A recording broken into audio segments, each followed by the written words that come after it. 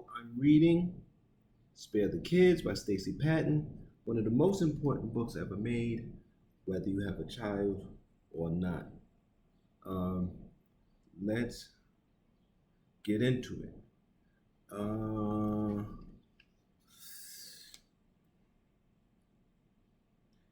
we keep telling ourselves that whooping our children will protect them, even though research at Villanova University in 2013 found darker skinned black students were more likely to be suspended than black students with light skin.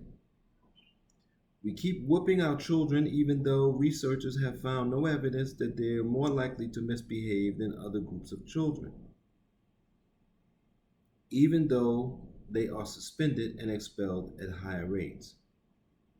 We keep whooping our children even as they remain overrepresented in the nation's foster care system, which has become a feeder for the juvenile justice and adult prison system. In some states, such as California and Illinois, up to 80% of adult prisons have had contact with the foster care system as a result of child abuse. In Connecticut, 70% of juveniles in confinement have histories with foster care. We keep whooping our children even though, according to data from the U.S. Department of Health and Human Services, in the past 10 years alone, whooping children has resulted in nearly 280,000 reports of physical abuse against black children, with more than 758,000 of our young entering foster care because of physical and other types of abuse and neglect.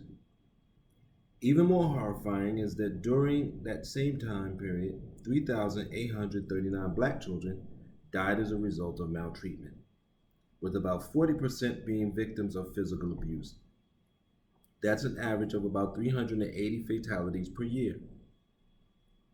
It is true that children of other races also lose their lives as a result of abuse, but the rate of fatalities is consistently 3 times higher for blacks.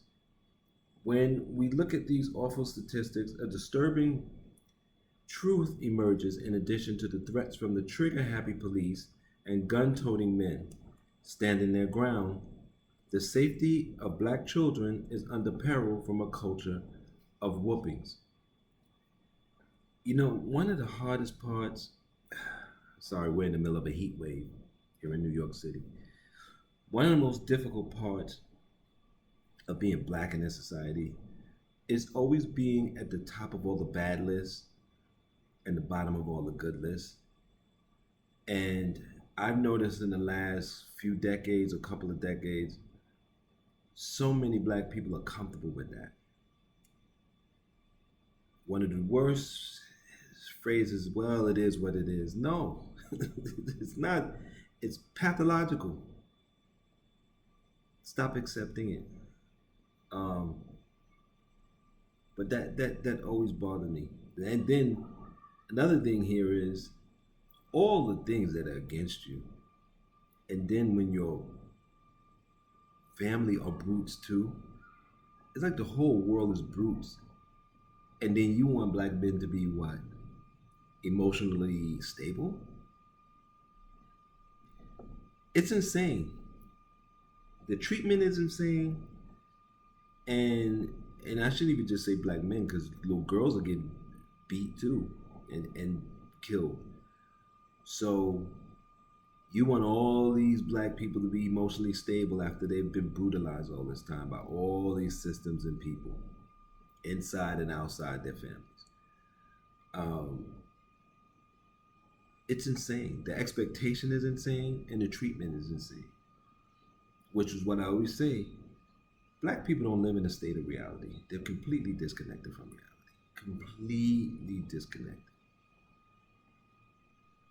You have some that dip in and out. For the most part, we're completely disconnected from it. We don't understand context. No, I shouldn't say that. We run away from context, which is impossible to do, causes delusion. We don't want to do conceptual reality, which again, you can't be alive and not do. That's delusion. It's a lot of delusion, a lot of disconnection from reality. But let's get back into it.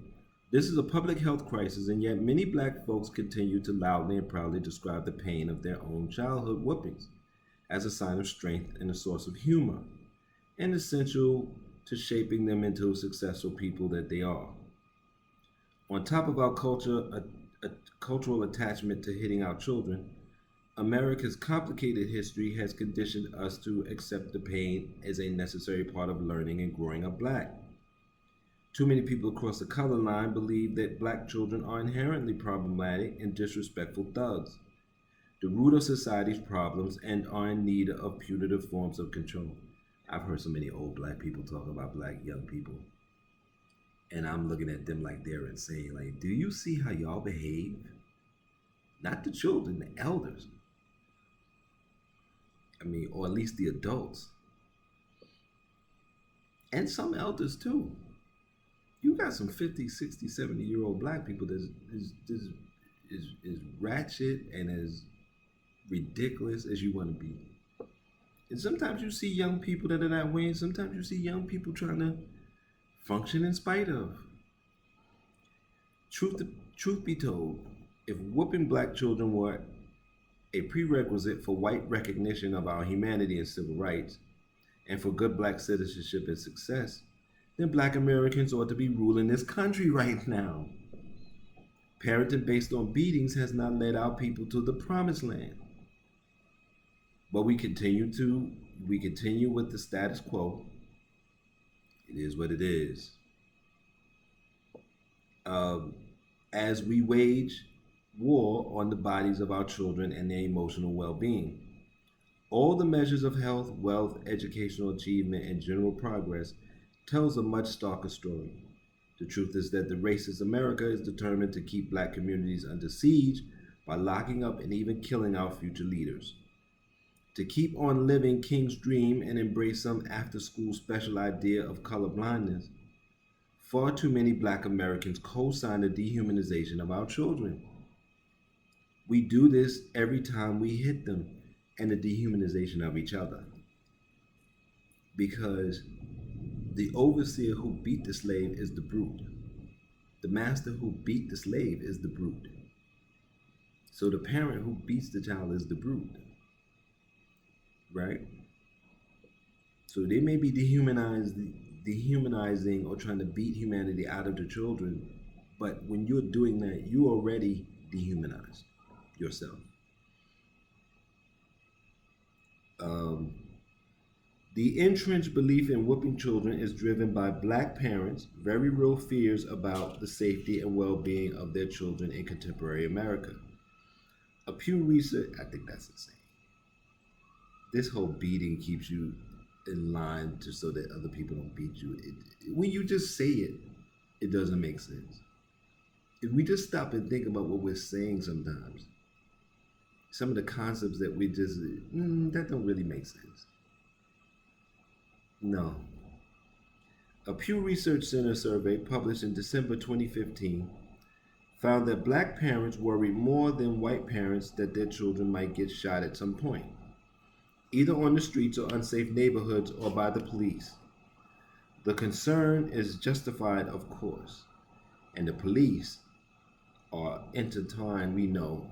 I grew up in the crack era. I saw police working with gangsters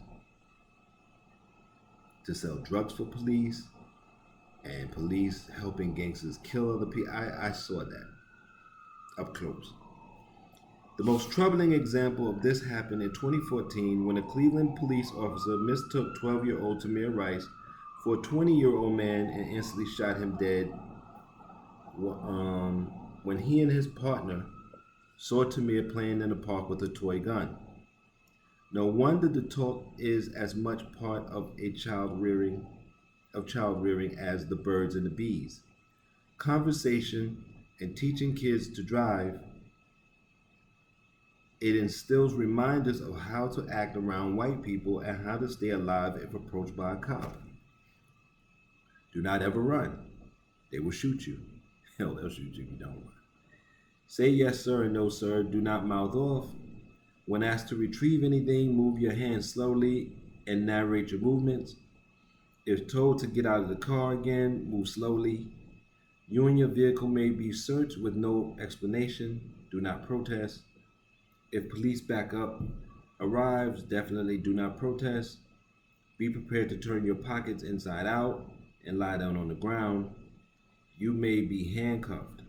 Accept any injustice that arises. You can file a complaint later.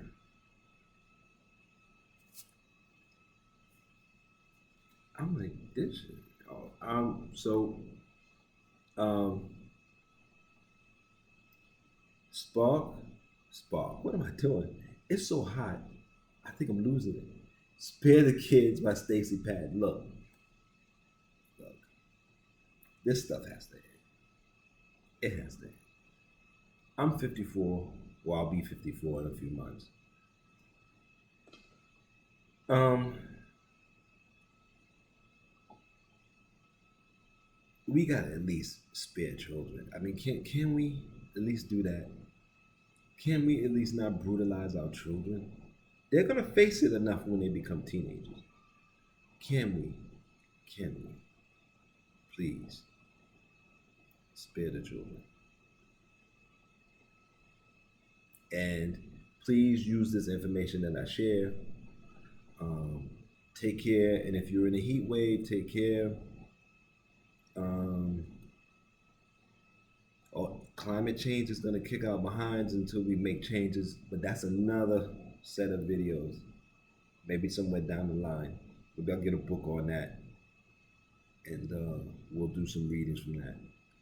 Until next time, please take care and please try to be safe and be as human as possible and then do a little more. And then after that, do a little more. Maybe that's how we can get there. Take care.